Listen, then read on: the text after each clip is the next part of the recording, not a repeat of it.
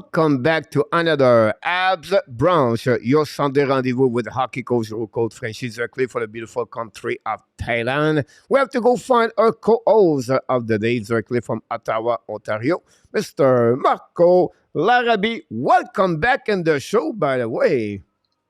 Thank you, sir. Thank you, Mr. Coach Frenchie. Lots of interesting things to talk about this week. T'es en forme ce matin? Bien sûr, bien sûr. Episode number 14, by the way, Mr. Marco. So, another one, we're going to talk about Let's Fun Things. And then, of course, we're going to review the week number 9 in Montreal Canadiens. No duel, but we have a game for you, Mr. Marco. And then we're going to preview the week number 10 with a lot of subject we have to talk about for Deflay. But anything you want to add before we move on? Well, I just wanted to give my condolences. So we were supposed to have Karine on today, but really tough sports day for her yesterday. So first of all, her England lost, really a heartbreaker with a missed penalty kick. So and then the Habs lost on top of that. So yeah, pretty tough sports day for her. But wishing she feels better again, and hopefully we'll see her next week. Definitely, hopefully we're going to miss her for sure today for with us because I was expecting to have a duel between you and Karen. This is the I was third ready. week, so we pushed back Karen with the duel with you. Mhm. Remember, like she was sick weeks before that, and then you were sick Yeah, last week, and now she's I know. not with us today. So hopefully it will happen We're in gaining all of our 2022. energy for an epic battle, which is yet to come, but it's Yep, going to come. absolutely about that. By the way, talking about, I just want to mention this. We want to thank everybody in the Hockey Nation Live Show family because we did another milestone. We reached over 6,000 subscribers last night during the game. So I just want to share in Awesome. this to say that we are really grateful and thankful. Everybody watching the app Brunch every Sunday morning at 11 o'clock. So I just want to share it with you, Mr. Marco, because you're part of the Yeah, family. You're part bringing a lot of the knowledge about hockey and the app. So I just want to share it with you about that. My song for that's the Hockey awesome. You have Nation quite show. the yeah, you have quite the Marner streak going on too, with 100 likes per live stream there. So congratulations. Keep the streak going. We keep consistent every single time we can about this one over there. So, are you ready to move on to the warm up first introduction of the show Let's do today? it. Yes, do it. Awesome.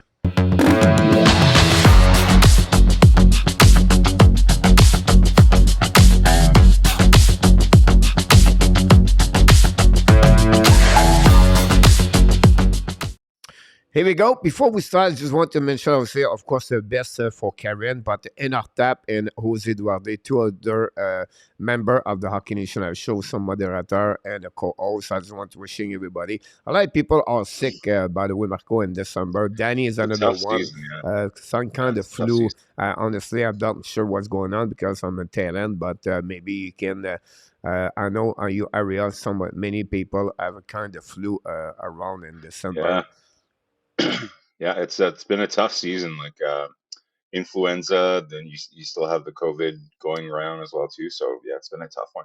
Yep. And before we start the review of the week, we want to invite the people. Don't forget, guys, to click on the like. That'd be awesome. And leave your comments and sharing this app, Brown. We try to, to get more people around. So it'd be awesome if you can do that for the Hockey Nation Live Show. But first subject of the week, review week number 9. I don't know if you predict 1-1-1. I don't know, take a note at the end of the show. But Montreal did, 1-1-1 last week and wrote a full game and they got 5 points and the possibility of 8 points. Looked like it was successful, maybe better than what our expectation was before they started the road trip last week. Yeah, well, since I wasn't on the show last week and my predictions were not recorded, then I'll say yes, that's precisely what I'd predicted. Um, it's a weird week, Coach. Like lots of ups and downs, kind of like a bipolar, Dr. Jekyll and Mr. Hyde kind of thing going on. Not just game to game, but within games. Like within a game itself. Thinking back to the Vancouver game, huge turning point in that game. With Monahan going down and St. Louis having to scramble a little bit, and I don't know if you can necessarily say that was the reason why they let the Canucks back in. We know the NHL. There's a lot of comebacks in the NHL, but smart move by the Canucks, who pulled Martin in that game, who was just not in it that game. And then that was a huge turning point with Monahan going down. So huge disappointment in that one. I think why aren't we playing Montembeault as the number one? People, maybe you haven't heard as much from those people in the last week after that game. We still understand that Montembeault is, a fringe backup goalie in the NHL that's had a really good start. I've really enjoyed his start, but not enough data yet to really say that he's the number one or something like that, right? So let's cool our jets and give Monty some time to recuperate after that one. Hopefully, he comes back with his mind screwed on straight after that game. But very exciting game, I guess, for us as fans. But kind of a tough one. And then boom, back to back. I didn't have really high hopes. Seattle, as we know, had been playing really good hockey. And then, you had of course, the storyline with Shane Wright coming back from the AHL, playing one last game before going to World Juniors. And of course, you couldn't write a better script. Of course, he scores for them. But overall, surprisingly, it was a decent effort in Seattle. Certainly more solid, but like we've been talking about all season, Coach, this is a bit of a mirage. This result, Jake Allen, I think had like 36 or 37 saves that game. Really solid game by Allen, and again, maybe silencing the why is Montembeault people a little bit more. So solid game there, but again, a little bit distorted. A little concerned about Seattle, by the way. I think they've lost 3 or 4 in a row now. So let's see if they're coming back down to earth. And then last night, the return of the Pizza Man. Last night, you know, they hadn't played since Tuesday, so that's a long layoff. First game back at home after the Western road trip. Wife is asking you to, hey, don't forget we were supposed to change our tires and you were supposed to fix the garage opener and this and that, all the little things that needed to get done while you were away.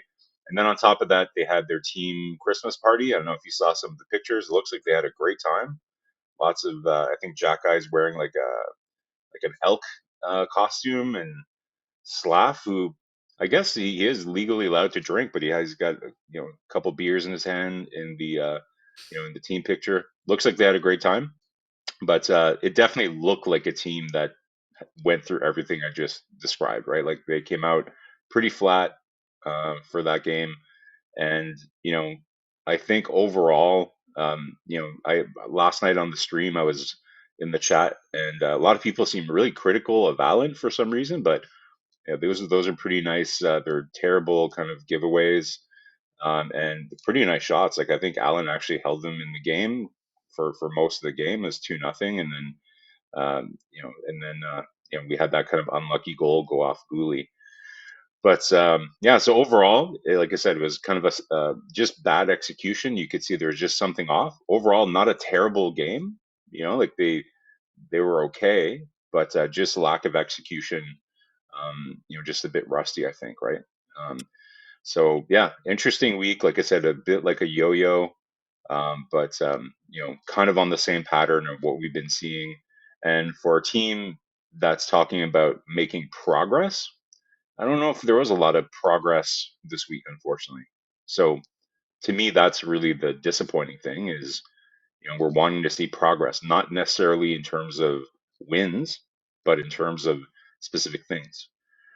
Really, the only thing that the best takeaway for me last night, especially, was the PK, right? So the penalty killing, I think, is now ranked 11th in the league. So that was a good takeaway from last night. It's one piece of our game that's pretty solid, but otherwise, a bit of a disappointing week. Yeah, if you talk about progression, I would say to you, the adversity. They come back with a W against Seattle Kraken. I think for me, like they still like because a lot of people, a lot of time they would give up because they know it would be too hard back to back game. But they show some character for me in that game. Honestly, we know it was a lot of giveaway goal. Um, of the goaltender Martin Jones, 4 goal and 8 shot after Yeah, 40 minutes, and yeah, then Jake Allen gave the on the W on the road is because of Jake Allen. Again, the Calgary yeah. Flame, they should not win that game, and then Allen was unbelievable. Again, the Seattle Kraken, Allen make a couple of saves, so that's what I was a little bit surprised. People was again Jake Allen yesterday. And if you think about Yeah. this, the goal of Kopitar where he was at the high danger scoring chance right away in front of the net, and the pass from the behind from Perfect shot. Fiala to Kopitar. So he could not do anything about that one over there. So I don't think so it was to blame him. And he did, in a way, a 33 save, or 32 save on the 31, 35 Yeah. face he faced yesterday of a point 9, 1, and 2 at the end of the night. I think he was pretty good about that. But honestly, last night, we saw exactly who they are. A better team show up, a better structure, and this was the first time they faced a team they shut down after 20 minutes. We talk about they played a 1-3-1 trap 1-3-1. after they took Yeah. the 2-0 after 20 minutes, and Montreal have no response after that. Martin said we did not know what to, but no, I he did know. not know. He tried to figure out how he can turn around everything like this. So they have a difficult time for them to fight the comeback whatsoever. They did better third period. I think we have to give credit for they come back at the third period, scored 2 goals, make a game like a little bit no excited because it was a 1-3-1, and then Los Angeles take a lead 3-0, but Montreal came back with 2 goals. And to cut the lead, at 1 goal only until they have an empty net for 4-2. So that will be a game I think they will learn about this, about progression or development as a team yesterday. We'll talk about a little bit more about the line and the center, everything a little bit later. But that's pretty much about this. The first game I will say to you, the progression I will say is you can see what the Seattle Kraken lead by 4, lose by 1, lead by 1, and lose at the end by 1. And the same situation happening against Seattle Kraken after 40 minutes. It was a lead by 2 goals. And they gave a goal at the last minute of the second period, another turnover by Kovacevic with a miscommunication. Yeah. But again, that time they hold it. And that's for me is the progression. I'll be the only thing I will say to you as a team together, not like a players or someone. So, you know what? Because this guy, he became better, or the fact Jake Allen. But I think overall, I Yeah, try to but see a little that's bit the more thing, some right? Is positivity behind that one over there.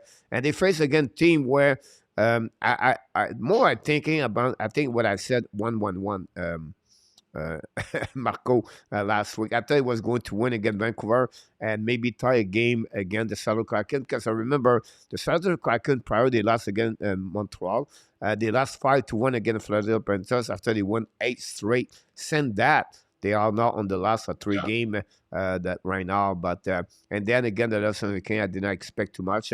I think the Los Angeles also when did not help Montreal. They come back with a bad game again the Toronto Maple Leaf.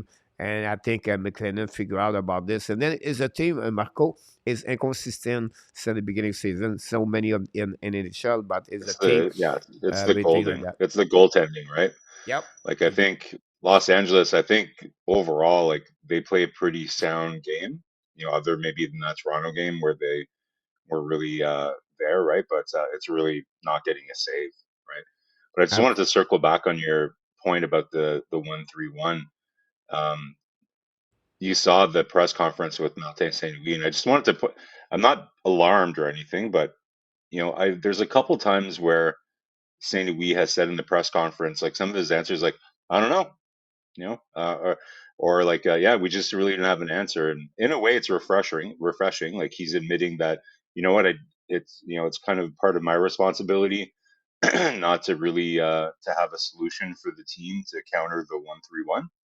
So I like that. I like that he takes responsibility and is at least aware that he needs to work on that.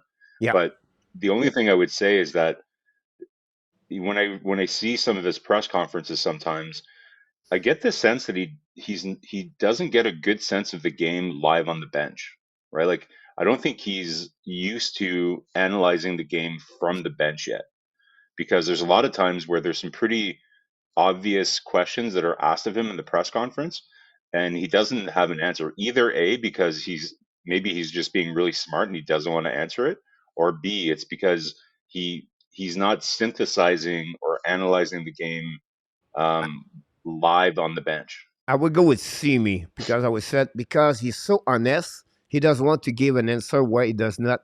He don't know exactly what happening. He wants to see because most times he said, "I need to check the video. I need to look about the video." Everything like that. And when he said about 1-3-1 yesterday, because I think the player did not readjust appropriate. They never been at that situation about that. So it's another way to learning everything like that for him, for his staff, and for the team at the same time about this. So we'll see. Sometimes he's always said, I don't know. I need to check the video. I need to look about the video. Many times, look about his word. I don't know. I don't know. Because he don't want to make a mistake to say something and then the next day he think, oh, I should said that or everything like that. So I think that's the easy answer. He said all the time, I don't know. Let me check the video. We say about that. Again, for me, it's okay. That's perfect. Now, how are you going to respond the next time they play a 1 versus 3? Yeah, Three because that's versus something they're going to confront again for sure. Yeah. Like, any good team needs to have, strategies to deal with that, right? Like that's just if you're ever going to want to play in the playoffs, that's that's a pretty basic, thing that Well, you need that's to the figure word out, right? you Like, talk about a team in rebuilding or team with a young age. They are not. They have an old player, but the team like they have in front of them. So Montreal is 13, 12 and 2, same record percentage compared to weeks before that. The only trend they have now gave a minus 14 goal differential. That's a little bit hurt, and then they are still in the same spot, 6 and 21 in NHL, and they have the same kind of number of the Colorado Avalanche. Just want to say that. I don't know why, but I just want to mention this to you, Marco, about that. Like we do at the beginning of after we complete the first reviewing, we want to set up who stood out this week for you, Marco. I think it has to be Jake Allen, right? Like, it has to be.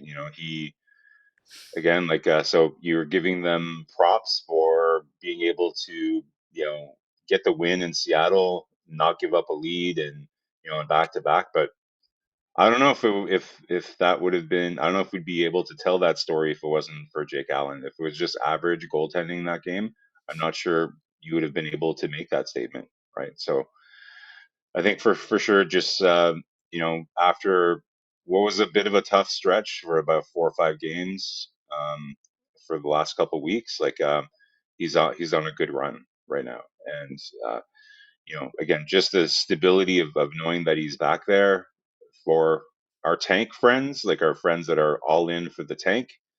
That's not good news. That's the funny thing too on Twitter or even sometimes in our chat is you have people that want the tank, but then they're like, "Wow, my God, we have to get a better goalie." Well, that's how teams tank nowadays, right? Like that's they Arizona, like, or even Chicago, they're like, "Okay, this is the goaltending that we're going with," and that's kind of like a very subtle way to tank is just not address your goaltending, right? So I think overall, like, if coach, if I'm not mistaken, our save percentage at the beginning of the year was in top 10 in the league. I think it's probably dipped a little bit since then, maybe, but probably still in the top tier of the league, just because save percentages overall are down tremendously this year. And maybe that's an interesting topic for us to explore in a future show about if is this the new permanent, like is this the new normal? That's all-star goaltenders are going to have a 905. If that's the case, then is it weird for Montembeault and for Allen to be at 890 if that's the new bar, right?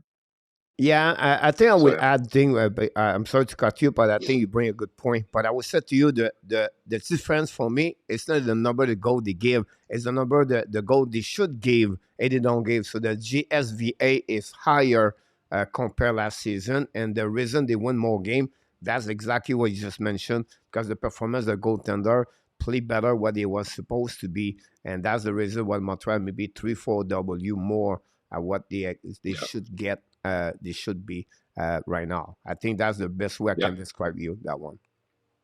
yeah, yeah. So I think it's a pretty easy one. Like, you know, Gooley very much stood out to me last night, but if it's for the whole week, then I would say Allen. I will go with Cole Caufield. Goal every game this week. One against Vancouver, one against Seattle, and one against the Los Angeles Kings. He could score another goal yesterday again when he hit the post. He thought he was a good one from the referee. Was Zizalo. He never hit a go in. But I think Cole Yeah. Caufield with three goals. This will be my player of the weeks for the Montreal Canadiens. He consistently performing. We're going to talk about him the next couple of minutes. But I just want to mention my student. Then I want to talk about. I found a new nickname. It's called the spy tire of the Montreal Canadiens. You use him everywhere. I'm talking about Caden Cody on the left side, on the right side, with Savard, with Edmundson, whatsoever is. Again, the first pairing, the second pairing, it's not matter. Cody give you always a good minute, Mr. Marco. Over 20 minutes almost every single game. And he's really one for me, the best prospect what they have right now in that lineup. Better to Oh yeah. Satoshi right now, better to get Jacky, better to Aris Kovacevic. He's right now defined me to become maybe one of the best, at least on the first pairing, long term for the Montreal Canadiens. That's the reason I want to Oh mention yeah. him this week too. For sure.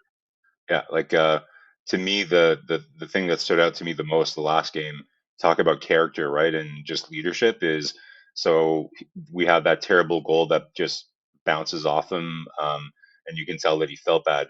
The very next shift, what does he do? He gets on his horse and rushes the puck, cuts through like a defender, passes it, I think it was to Dadonov, who kind of bumbled with it, and then he circles the net and just has the poise to pick it up again and feeds Hoffman right in the slot, right? So you could see like, he put his team like on his shoulders. That's what it looked like on that shift, right? So as he becomes even more confident and gets even more experience, like I think that's kind of like a sneak peek of what Caden Gooley's could be. Just literally putting the team on his shoulders at key points in the game and being able to control the game. That's what really top tier defensemen do is they can manage the game, right? They sense when something needs to happen and they'll come in that extra wave of attack. But know the time of the game, watch the clock, play the clock in the smart way, and that was so impressive. You can to me that is like take a snapshot. That's what Gooley is this season and what he's going to be in the future. So very impressive. He played like maybe at 23, 24 years old right now. So I play with maturity, Yeah, some leadership inside him. He take responsibility about everything. But, we always said an athlete should always forget what's happening, right? Stuff, flash it. And he does exactly what you great point mentioned about what he did. yeah. We're now going to move on now. We had the 20 minutes. The app news update injuries. We have a couple of news happening on the last week, first of all. And we have some player got hurt. Monahan is out since the game you just mentioned against Seattle Kraken. Left about middle of the second period. I think it was Vancouver, I believe. And then you got Savard out at the same game with, again, Edmonton, Savard. Happening the slap shot on the left, on the right or left hands as on the PK. Gallagher was announced to be 2 weeks minimum for him, retro last week. And then we heard yesterday before the game, Mike Madison was out with an injury where it was not, I did not know, it was undisclosed, but maybe you know more about that injury or not. Maybe you can tell us more if you have it. Yeah, no, I don't think it's they've been pretty tight-lipped about it. I haven't hasn't really leaked yet, so we'll have to watch. Yeah, and then Mike Hoffman was back in the lineup yesterday, and then Jonathan Drouin. It was people said a healthy scratch, but I don't think so. It was a healthy scratch. More, it was maybe not yet ready at 100% to come back to play yesterday. We know both of them used a normal jersey at the practice Friday, and they decided to put Hoffman in the lineup. And then when they know Monahan was not playing, and then to open up, conclude the 12 roster minimum for that game against the Vancouver Canucks. So that's pretty much. I have any news around the team. I don't think so. We have any other things to talk about. If you need something else, just let No, us know. no. I think that's straightforward. Perfect. We'll talk about fun subject we have for the Montreal Canadiens. I make my 200 video of the app that you used yesterday, and my video was concerned about Kirby Doc. I read about trend news. I learned about news. Maybe he will return as a center for the Montreal Canadiens. And so they did it for the first 40 minutes. They put Josh Anderson. I was disagree, but we're going to talk a little bit more. That's where we're coming now.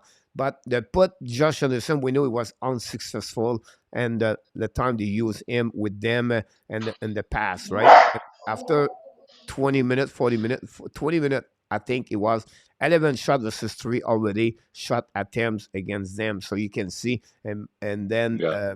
Martin Saint-Louis readjust and put back on the third period Kirby Doc. You can see the come back right away about this. So my question to you, who should play on the first line for the Montreal Canadiens? This question is a trap, coach. It's a trap, but it's okay. I'll gladly go into your trap, and I'm gonna get it in the chat here. But okay, so listen, to comment on yesterday's game, I was surprised that if you're gonna put Dak at center, go do it the whole game. Like it's like what you've said before, Coach. Saint Louis there to he's coaching to win, right? Like Oh, I he's was going coaching to to tell you win. about this when you talked about this earlier, and I let it go. Yeah, But now you nail it. yeah, Really, yeah, every action. I make a video yeah, we did about this last week, and everything he does, it's all about win the it's game. always Win the game. yeah, yeah, yeah. Last night he So did that. The third period, he played at 3-line. yeah, yeah, yeah. So listen, like I'm one that wanted to see the experiment at least the whole game because again, like to me, the Habs were just flat in the first period and a half, right? Because they hadn't played since Tuesday, right? So it's not a fair representation to, Hoffman's just coming back from an injury. Then you got Slavkovsky, who's not really playing super well right now. So I like Doc's game and I think he was okay. Like he won his puck battles.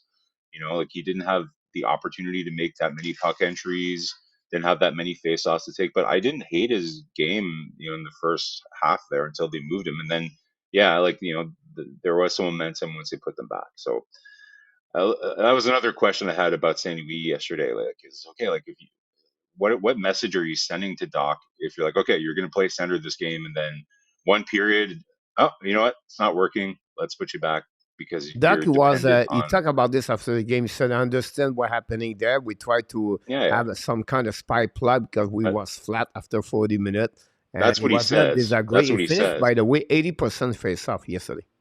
Yeah, yeah, yeah.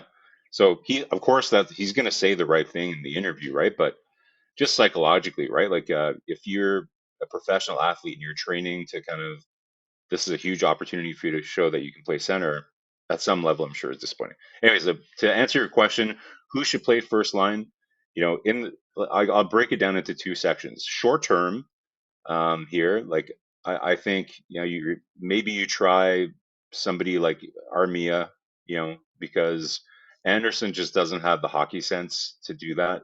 You know, he Anderson played an okay game. Like he had at least 4 or 5 solid hits, so it's not like he's not trying. Like a lot of people say, oh, he's invisible, but no, like the guy is skating hard, he's hitting hard, but he just doesn't have the same hockey IQ as those guys. He's not. He's a north-south player, and Suzuki, and Caufield are not going to play that way.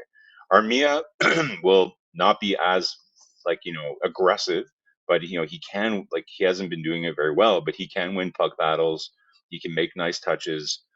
So in the short term here until Monahan comes back, I would probably try that over Anderson. Um, you know, as a third, kind of resort, you could go to Pitlick.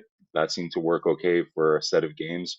So in the short term, you're patching, right? In the long term, it really depends where you want to go. If we end up drafting, a top tier center in So next year's at draft, the end of the day, Marco, we don't have. what do you mean? We don't have winger to play with them right now. Not right now, but so in the future, everybody in the world, thinks Slavkovsky is perfectly fit to play there in the future. So I think, 2 years from now, then I think that could work really well. Like he's got the right type of game if he plays out that way. He's somebody that can win board battles, do nice kind of like give and go plays. At other levels, that's what kind of stuck out to me the most about him, right? So in the long term, I think Slavkovsky can play there. Um, if not, if we, like I said, if we do go get a top tier center, then that's fine. Then you can afford to keep Doc up there. But if not, then you're going to need Doc to play center eventually, right? So it's a very complicated question. I'm sure I might have triggered many people in the chat when I said Armia. Trust me, No, it was my pick it's not yesterday. lost. And honestly, the Oh, one okay. we have, do you know who was the best one? It would be Lekanen, Well, yeah, like right? And who is you close can to plug him anywhere. Lekanen?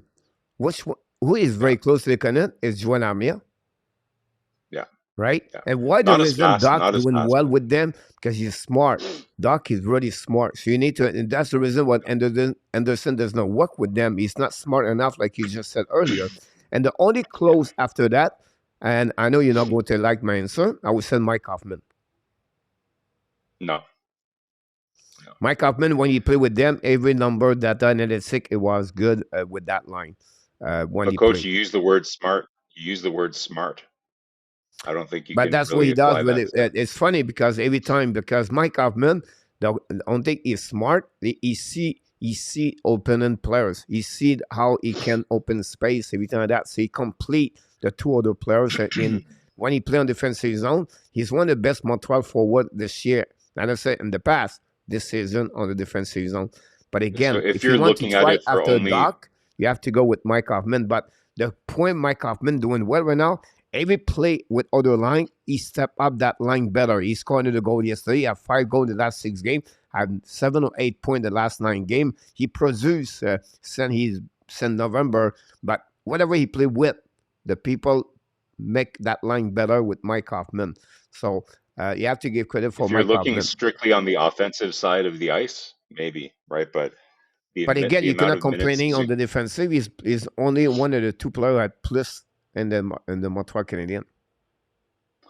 it's one of the rare times, coach, like, listen, I like analytics, but the eye test doesn't lie. He does not know how to play in his own zone. So I don't, I get it, in a pinch, okay. But I would But we talking even, about you said kind of, short term. yeah, I would rather have Armia up there than Hoffman, to be honest.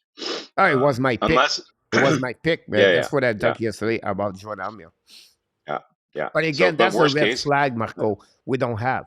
We don't have any player well, right we now. have, yeah, Slavkovsky's gonna be there, but again, He's too young to like, be there. well, no, I know, but you say we don't have, okay, for now, but But that's, we that's what knew we that, have like, right now. We don't nobody, have anybody right now to yeah, yeah, put as a first that's line right okay, now. And I'm not sure at that's long okay. term if he's going to be that one, Sapkowski, or balance your top six like many other team does, like you bring Sapkowski on the second line with a good center number Doc, two right there, and possibly keep Kirby Dak on the first line and add another winger, Sean Farrell or Philippe Mezal. I can go all the way like that. Play with Skakowski and possibly under center pick up on the UFA. But yeah, my point at the end of the day, that question was okay.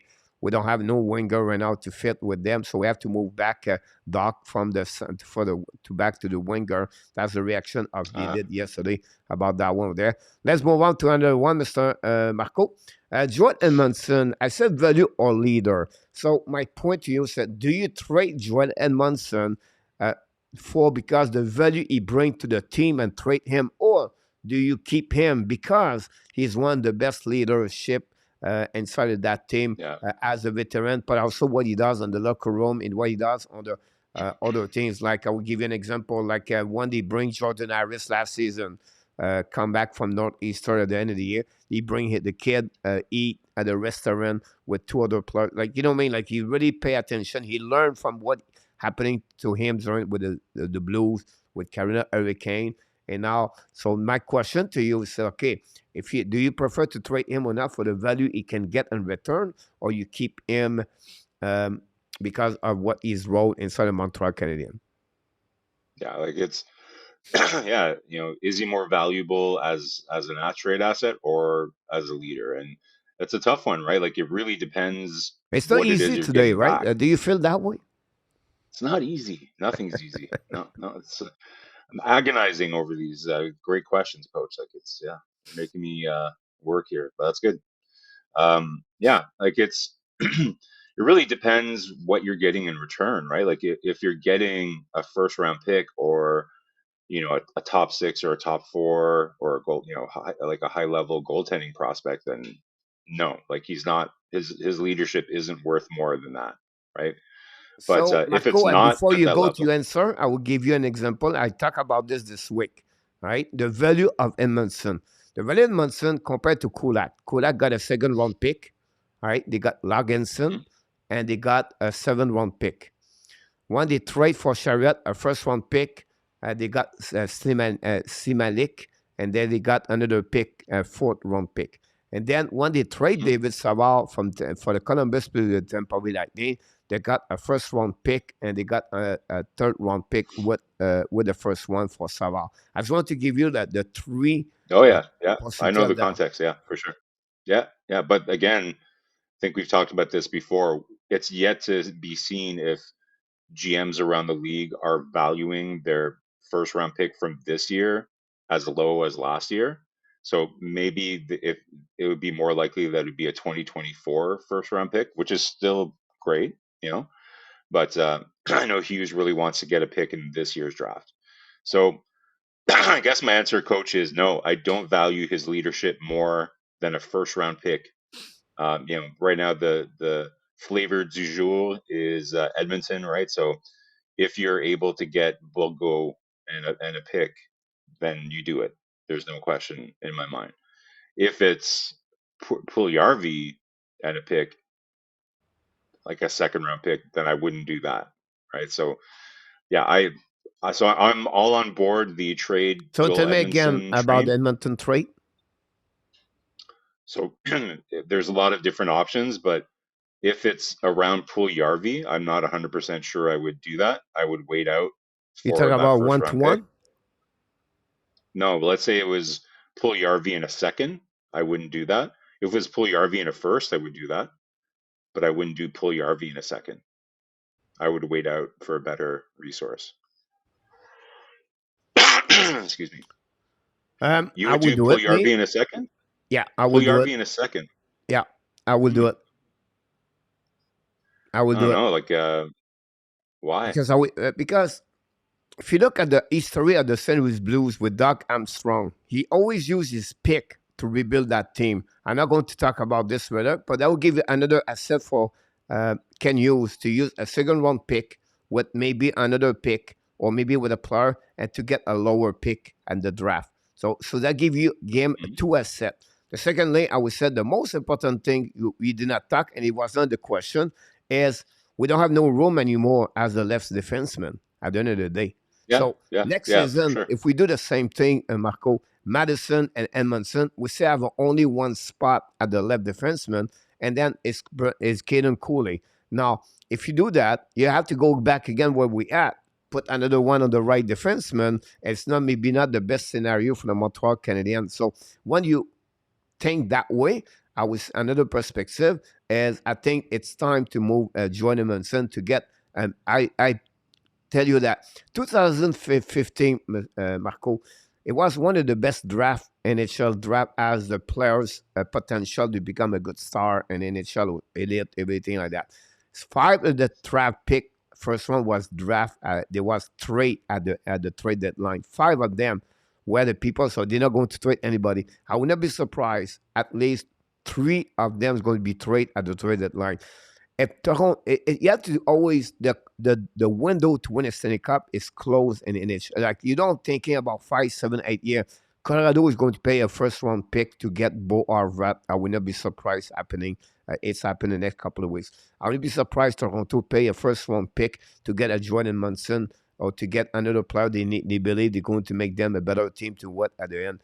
And I'd be surprised Tampa Bay does the same thing. New Jersey is really one they maybe pay for a bigger better. So I think for me, Jordan Manson is worth it to trade him as a 1st round pick and return for sure. He will get that way if they trade him, if they decide to trade Jordan Manson.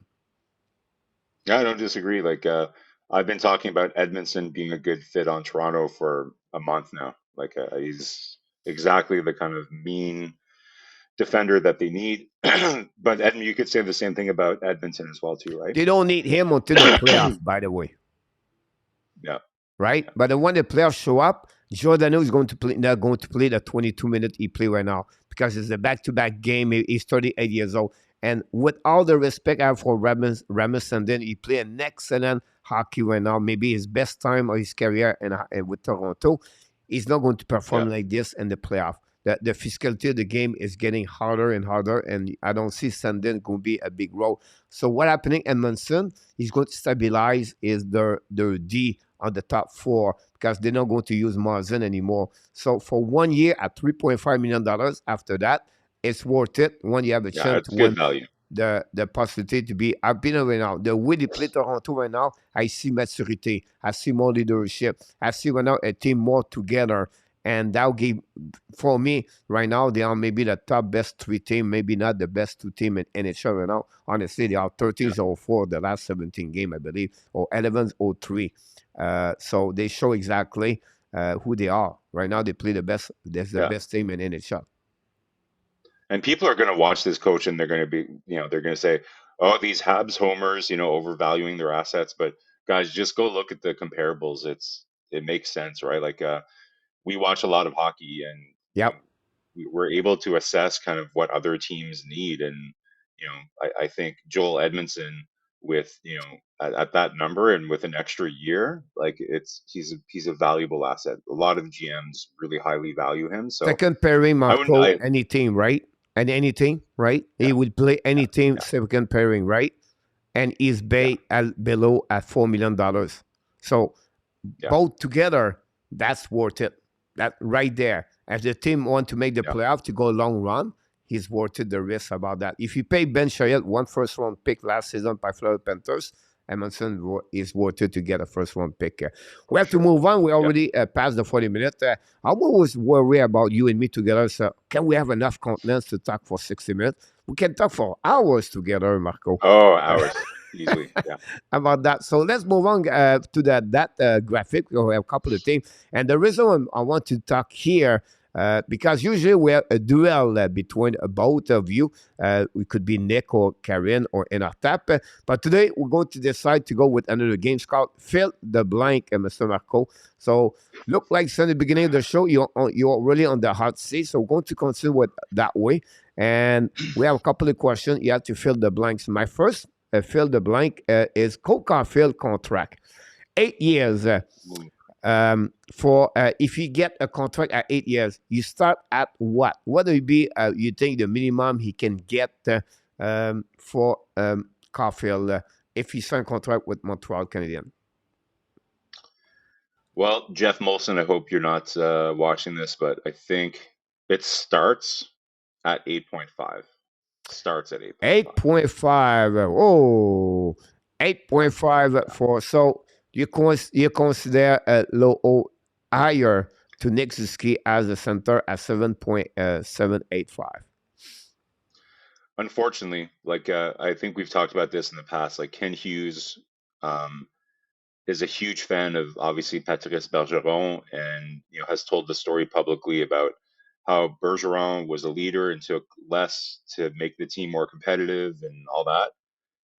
I'm sure that he's told that story to his top players and to Caulfield. Um, it would be amazing if he could come in.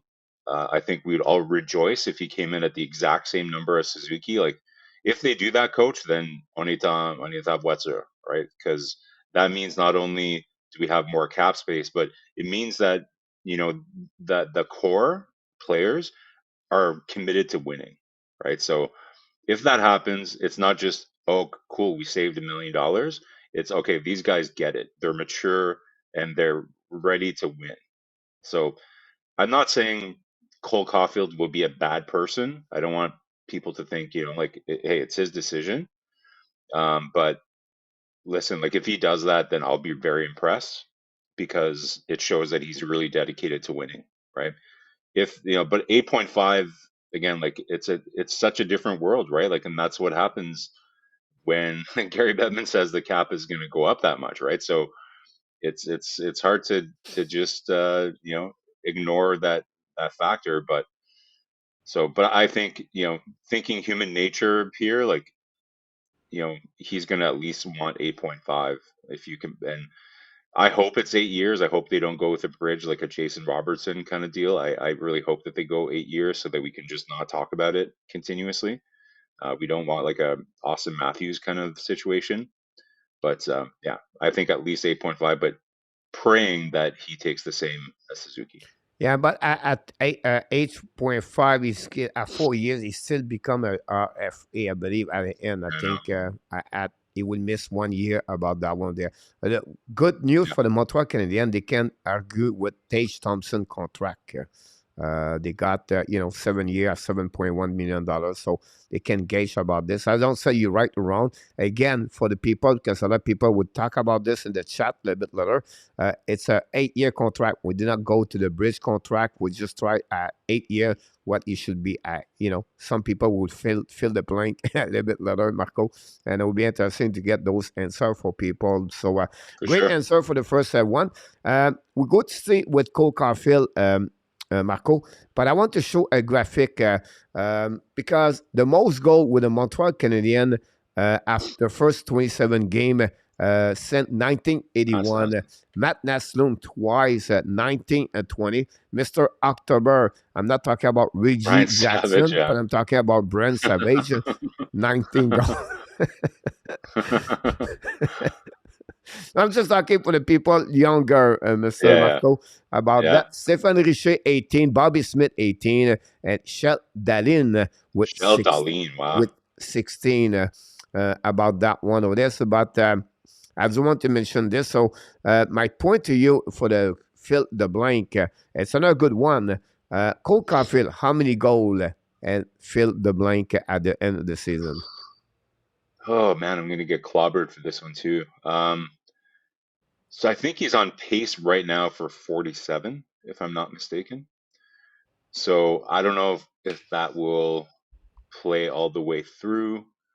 I'm gonna dip a little bit under that, and I think he's gonna be over. I think he'll be the first 40 goal scorer.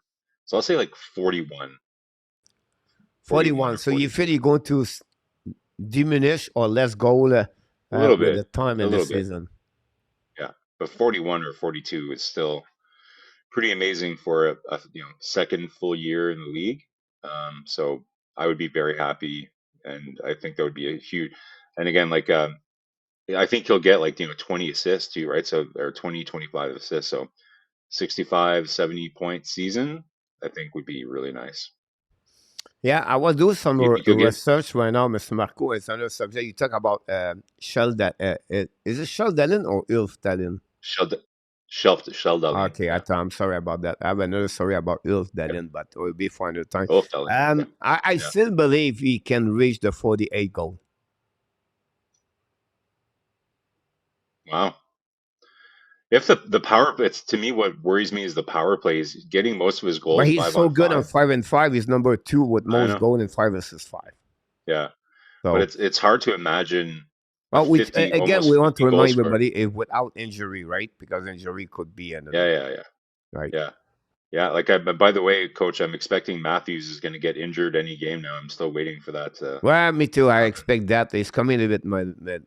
What Yeah, happening? They're going to take yeah. the deal would be so good. They just take him like take a vacation. If I Okay, project a vacation with Justin Bieber somewhere around the world, so that would be there something like that. But my next one, Mr. Nartap, Mr. Marco, between Monahan, I call him Money, and then Eddie Edmundson, the player has the most okay. value on the market.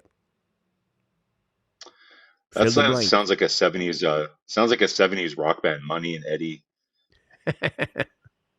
But who has more value? That's a tough one. Like to keep it consistent. I would say, to me, anyways, it should be Edmondson because he has one more year, right? And there's a lot of value in that deal, right? So um, I would probably say Edmondson has more value because of I wouldn't say he's a unicorn. Like there are a couple of guys like him, but a physical defenseman that can move the puck that can. I'm not going to say he's like a top tier skater, but he can move. Like he can move pretty well. and is just mean, He right? shut And down has too. won a Stanley Cup. Yeah, yeah, yeah. So end the year at 3.5, right? So that's a lot of value. Monahan, there's going to still be some teams that are a little bit nervous about his health, like especially after if he would have stayed healthy the entire year. Obviously, he's producing and he's playing well, and that's great. But there might be some teams that are a little bit nervous because of the health, right? So I'd say Edmundson, Eddie. Great point. Again, that's the reason I'm always happy having you and Kevin because you take another perspective of what the people will never talk about this, like the longevity of the contract come with the players. Because a Sean Monahan, it could become only a rental players, right? Because he Yeah, could be yeah. in after that and then he's out. Like Bo Horvat, it could be another example. They can get him at Colorado, but they can maybe not afford to pay him after that. So Monahan, that's the way the player they can be a bit nervous about, not about his health, like we mentioned too, like Marco did, Yeah. but is it again only a couple of weeks, like Ben Chariot happening last season, or other player get on the move last straight, and then they move on to another team because they were looking for a long contract. So it would be interesting. Is he going to be a Nick Foligno? Is he the next Nick Foligno? Right. The safety, right? The safety is really Joel Edmondson. I agree with you. But Yeah. what Monahan can bring, both position, face-off position, uh, good on power play, good on PK, good on special team, and I think he bring a bit more at the overall for a specific team at the specific time. But a long term, Edmondson, he exactly nailed it about that one, Marco. So glad to see that about this. It was a great answer for fill the blank, and we're not done yet, Mister, because we have one more. Who is the first Montreal Canadian traded? I fill the blank. Hmm. Yeah. That's not Well, an easy one. also, no, it's not an easy one either, Coach. I think I might, maybe it'll be a surprise, right? Like, maybe it won't be the two players that we've just been talking about. Maybe it'll just be one of the kind of spare parts that Hugo just decides, you know what, like we know, okay, we're hoping that they're going to play well and build up their value, but maybe they just to free up some space, and there's a team that's willing to do it, and they just jump on the opportunity. So I'll say Dadanoff. Dadanoff, first one to go, and they'll get very little, like maybe like a fifth round pick or future considerations or something, but just to make some room. Um, I think that would probably be the first guy. But unless there's more injuries, right? Like if the injuries continue, that they Yeah, might but we see are of value course in keeping them. understand that thing could happen Yeah, with injury, yeah, but we talk about yeah. normally But what happening right now. yeah, yeah. So I think Monahan and Edmondson will be deadline deals. So while Drouin, Hoffman, even Armia or Anderson, like guys that are not like kind of assets like we talked about, that are more trades like that, then it's all about opportunity, right? Like it's finding the team that has that need and is willing to give you something. Because I don't think Hugo has any illusions anymore that Dadanoff, or Drouin are going to get you like even a second round pick at this point, right? So it's more about finding the right trading partner, and somebody to dance with, right? So odds are that happens first instead of them, really waiting till the absolute deadline to make sure that, then you have like the Jim Rutherford type guys who like to make their deal early, so maybe that would be a Monahan Edmondson deal, but I think the odds are that it'll be more of a spare part that moves first. It's a good question. It's a good answer. The only problem with that part is they involve other team. Vancouver cannot. Can they trade Bo Horvat? That changed Sean Monahan's situation. Can the St. Louis Blues trade Rand O'Reilly? That changed the situation with Sean Monahan. Does it make sense? All right. And then Chicago Yeah, can but Detroit, Jonathan Tays and Patrick Kane. That changed the situation. Why? Because Tays is a center and Kane is a right winger. And during the night right now, we never talk about Josh Anderson. So for me, it's a lot of different implications for other team could affect the Montreal Canadian condition about the trade and what they can get in return. So really a good answer about that enough. But I still believe for me, I have to go with Sean Monahan.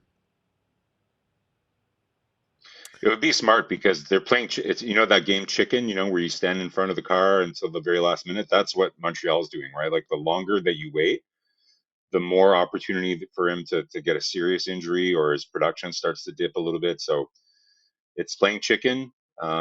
It's a bit of a gamble, right? But I don't think Do Monahan will not be option one for anyone either. do not discount team we don't think. Carolina Hurricane could be aggressive like nobody think about that one over there. I think if the team is really we have to look about team or be involved. The Minnesota Wild could be add something at some point for that. And Montreal have the possibility they have the possibility to get money back or regain something, keep some kind of money for the rest of the year because they have that kind of flexibility with their Yeah. salary cap at some point. So it'll be really interesting about this. Let's conclude our fill the blanks. It was not too bad. All right. Marco, Yeah. you did a very good job. So It's fun. congratulations. Thank you. I, I think we should do more for you next week. All right. Sounds good. We're going to consider Rabido because we're almost at the end. The World Junior Championship start in next couple of weeks. Well, Canadian Show is going to be very involved with that part. We're going to because Montreal Canadiens have a lot of players join that prospect for that World Junior Championship for many countries. So 8 players have a possibility to be part of the World Junior. I expect at minimum of 6. 2 players we are right now in the battle to get a spot with the Team Canada. But I'm talking about those players. I want to maybe get some information you want to talk more like Beck, Kidney, Roy are right now at the Team Canada. Lane Hudson with Team USA. Armstrong confirmed with Sweden. Kapanen confirmed with Finland. Mezar confirmed with Slovakia. And Vincent Rohrer represent Austria for the team over there. So did I mention? If I forgot one, I apologize, but I don't think so. I was very careful about this, but No, no, we yeah, know Beck Kidney, what it's not confirmed yet. yeah. Out of this list, the one I know the least about is Angstrom. So I'm really looking forward to watching him play. Like I've read some pretty positive things about him. He's had a pretty good year so far, so I'll be really curious to get a good look at him. It's looking like probably Kidney is going to be, an extra forward at the very best case scenario for this team if he makes it. And looks like Wah might be not in the same kind of prized, position that he was in the first tournament. But yeah, should be very interesting to watch. There's a lot of, it's like a religion for me to watch the World Juniors, anyways. But this year Yeah, will be yeah. even more fun, to watch with all these great Habs prospects for sure. Yeah, absolutely. And by the way, we invite people, guys. The best hockey is this the tournament there. If you want to watch hockey, want to learn, this is the best tournament. You learn about the prospect, you learn about player was drafted, and this year the talent is very high for many countries. About this, I will say to you, I'm looking if Beck make the team and Lane Hudson. But the underdog for that list for me is Angstrom, left defenseman for Team Sweden. Possibility play of the first pairing. Sweden have a solid team. A Mhm. lot of returner players going to be with that team. We're going to talk a little bit more. Talking about the World Junior Championship, I want to ask you this question before we preview the week. At prospect, best one. Again, Oh, on a little bit on the hot seat right now. It was not fill the blank, but it was jeez. more about the question. Yeah, yeah. Lane Hudson versus Owen Beck, Mr. Marco. Tu veux vraiment que je me mouille, hein? Comme, jeez. Okay. It's All right. only the brunch, by the way. I know. Geez, I haven't have like I didn't even have a brunch this morning, but that's okay. Um, you know what? Like I think I'll be conservative on this one and say Beck. Like I don't know if did you see Rob Ramage's comments about Hudson? He's still very. You can see they're still very conservative. They don't want to hype him too much. He was saying something about like with his height, his head is the same height as most people's shoulders, and you're just one hit away, right? So you know Hudson is definitely like is the most exciting prospect for sure. Probably the most exciting prospect we have in the last 2-3 years, I would say. Even well, maybe not with Caufield, but right up there, right? Like with what Yeah, he's yeah, yeah. doing, because of the need that we have for our power play and everything. But I think Beck is just more of a sure thing. He's kind of a known commodity. So based on that, I'll be practical and not go with like my brain that gets excited with Yeah. everything that I see on Twitter. But yeah, I'd say Beck is probably the top one. Great comments about that one over there. I think Beck is shaker your line, the middle of your line, and that's the most important things, right? And but excitement, that's maybe the best way to go with Lane Hudson for sure about excitement Yeah. about this. So great answer. I'm not going to changing your point of view. I think you're pretty good. Look, we are right now the preview week, week number 10 for the Montreal Canadiens. Definitely one of the difficult week they have. They play 4 game and Yeah. 6 days, 7 days. So they play Calgary Monday night, and then they uh, go to Ottawa Wednesday night. Thursday they get the Ducks, and then they play Saturday again for the first time this season, the Tampa Bay Lightning. So not easy week. You cannot consider the Ottawa anymore as a bottom five. Ottawa right now are looking good for the last 10 game now. And Yeah. Montreal never have always have some kind of difficulties against Ottawa Yeah. Senator. For sure. Yeah, like the Ottawa plays like their style of play that does really well against Montreal. Like they play a pretty aggressive, physical brand, especially with Kachuk, and that bottom line plays really physical. So yeah, this is gonna be a tough one. This is gonna be a tough week. Calgary coming off a loss here in Toronto, so Sutter's again not like we keep getting these teams that had a tough loss. So I don't know. We'll see how that goes. I wonder if Markstrom will be playing. Like they've really been riding Vladar. So, but I'm not sure if Calgary has back to back or anything, but likely that'll be Vladar if they continue that way. So looking at this coach, like it's not looking like a promising week. Like I'll say maybe we go 1-2-1. Okay. Um, Yeah. I will maybe say to you what the best scenario 1-1-2, and I don't expect 2W. No. No. So it'll No. be my, Tampa you know what I mean? Bay, It will be wrong Calgary. next week. So one thing we agree was my originally was 1-2-1, but the best thing could happen is 1-1-2. I think there'll be not too bad about this, but and again, sometime the bad news for them, they play 3 of the 4 game at home. We know at home they're Yeah. not doing well. Which game does Montembeau get on this one? You think probably the Anaheim game? The back to back, so it's going to be Anaheim. But you never know. Jake Allen, they maybe protect Allen at home and to use Montembeau Tuesday. That will give not too many days for Montembeau not there. So I'll be surprised. I think it'll be Anaheim Thursday and come back with Allen again Tampa Bay Saturday. Yeah. Because I Yeah, expect like to be like you said, Allen they again surprised us. Like Monday. last time, usually the starter gets the first game and the backup gets the second game, but they surprised it and switched it around last time. Yeah, that's the reason I was talking about that one over there. And then you like to have your backup goalie at the second game, but the fact that it's at home, possibly they will go with Jake Allen. But we could be wrong here, but expect at least Montembeau have a minimum. I don't see split 2-2 this week. No, no, no. So we are almost at the end of the show about this. We did the prediction about this. We are we passed the time, but maybe finishing this one, maybe said what are you looking for this week? Maybe specific thing, players, the team, the special team, the reaction the coach, or some different thing could happen over the Montreal. What are you looking for?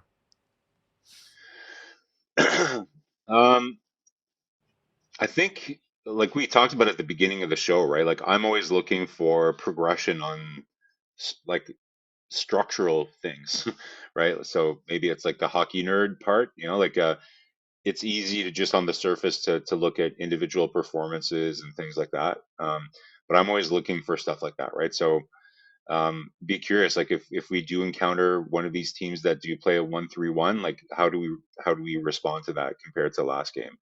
I think Calgary's probably a team that plays like that. If they get it into a lead, so that would be interesting to watch.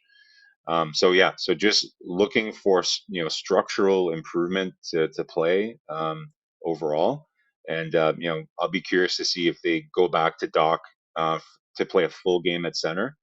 Saint Louis said that he don't interpret his moves in the third period of last night's game as anything else than him just trying to make in-game adjustments, right? So to me, you have to play him there a whole game to really get a sense of even at least a couple games, right? Like it's a tough adjustment for a player. So that's I think what I'll be looking for.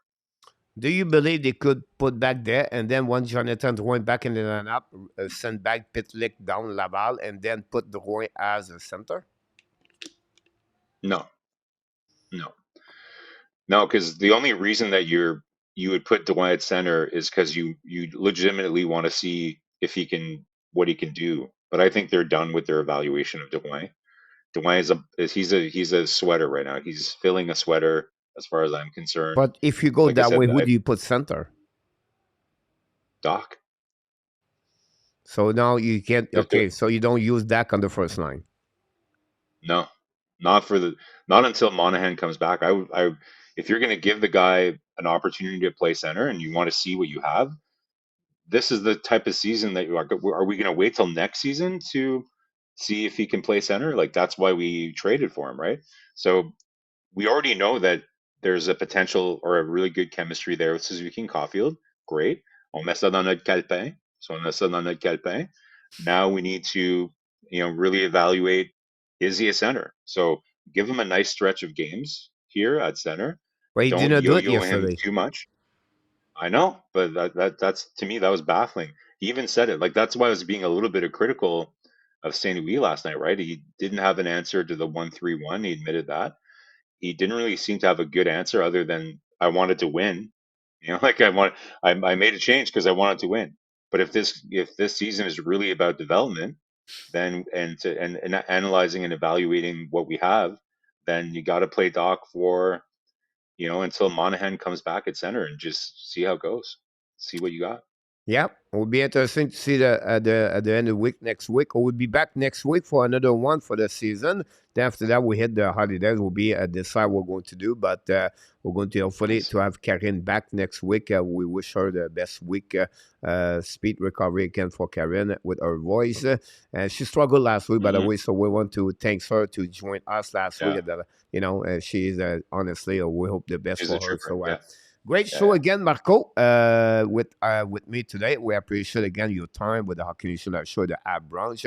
But before we leave, we would like to invite the people. Don't forget, guys, to click on the likes and definitely subscribe to Hockey Nation Show. Become a member of the Hockey Nation Show. And definitely leave us a comment. Of course, every Sunday at 11 o'clock Eastern Time, we tape this recording video, but we do live on the chat, so you can talk with one of both of us during the show at 11 o'clock Eastern Time a.m.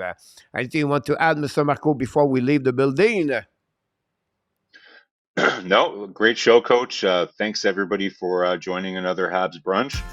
Leave us a comment below, like Coach said. I had some hot takes today, so I don't know. I'll be looking in the comments to see how much I got roasted for Armia in particular, but we'll see. Fill the blank. That will be the key about that show today. But honestly, I'm already working for my 7,000 milestone, by the way. Absolutely, very excited. Let's get Coach up to 7,000. Here we go. Have an amazing, great week, everybody.